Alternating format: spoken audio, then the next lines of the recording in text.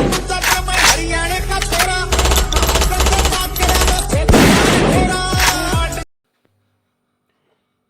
जी, तो जय श्री राम जी सभी ने। कैसे आप सभी? होप करते हैं भाई सब बढ़िया होंगे, अपने घर परिवार के साथ स्वस्थ होंगे। 1 अप्रैल आपको नेक्स्ट हियरिंग दी गई है।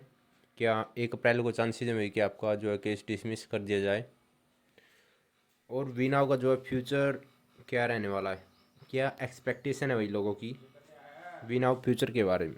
ठीक है, वीनाव फ्यूचर काफ़ी सारों का कहना है कि भाई 9 तारीख है, जो 9 अप्रैल, वो अहम डेट रहने वाली है। क्योंकि उस दिन सुखविंदर सर को जो कस्टडी में लिया गया है, उस पर हियरिंग है बेल के रिगार्डिंग। ठीक है, बेल होगी या नहीं होगी, 9 तारीख को उस पर हियरिंग होनी है। वो भी भाई एक फैक्टर फैक्टिंग डेट रहने वाली है, क्योंकि अफेक्ट करेगा भाई, सीधी सी बात है। अगर बेल मिलती है तभी तो जाकर कुछ ना कुछ कंपनी के लिए बंदा करेगा। अगर वो बंदा खुद कस्टडी में है तो कंपनी के लिए क्या कर सकता है? नथिंग। खुद के लिए नहीं कुछ कर सकता तो कंपनी को कहाँ से करेगा भाई? जब आउट ऑफ कस्टडी होंगे तभी जाकर कुछ चांसेस है भाई, पॉजिटिव थिंकिंग अगर सोच के चले तो।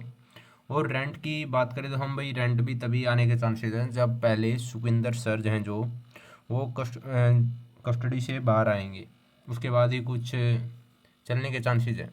क्योंकि जो भाई एसेट ओनर्स हैं, ठीक है, जो बीच के जो बंदे हैं ना, वो स्टैंड नहीं ले रहे भाई अपना, देखी जाए तो। जितना उनको स्टैंड लेना चाहिए, आई थिंक इतना स्टैंड नहीं ले रहे हैं वो।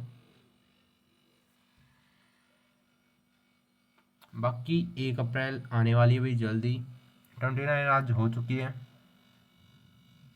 1 अप्रैल ट्यूसडे को पता लगेगा भाई क्या कुछ रहने वाला है। अगर केस डिसमिस हो जाता है और फिर 9 तारीख को सुखविंदर सर कस्टडी से रिहा कर दिए जाते हैं, तो फिर रेंट जल्दी आ जाएगा, फिर इतनी दिक्कत नहीं होगी। क्योंकि मोस्टली चीज़ें जो भी सोल्व हो ही जाएंगी फिर तो। अगर दोनों केस डिसमिस हो गए, सुखविंदर सर बाहर आ गए, ईडी वाला केस भी डिसमिस हो गया, फिर तो कोई दिक्कत रहने नहीं वाली। बट काफ़ी सारी एक्सपेक्टेशन ये भी है कि भाई जो ये मामला है काफ़ी सारा लंबा खींचेगा, काफ़ी सारे साल लग जाएं, 2 से 3, ऐसा भी एक्सपेक्टेशन है। कंफर्म नहीं है भाई।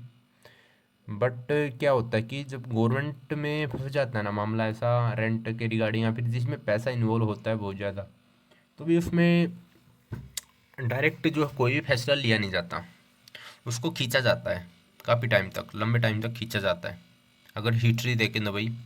बट काफ़ी सारे ऐसे भी केसेज हैं जिनमें जल्दी फैसला सुना दिया जाता है। अब देखो, वीक वीक में हमें हियरिंग मिल रही है। अगर गवर्नमेंट चाहती तो भाई ये हियरिंग, मतलब कोर्ट चाहता तो एक एक मंथ की भी दे सकते थे, अगर उन्हें लंबाई खींचना होता।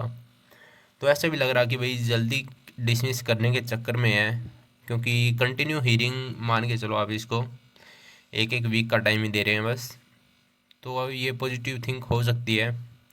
बाकी जून जुलाई में आपके कोर्ट बंद रहने वाले हैं।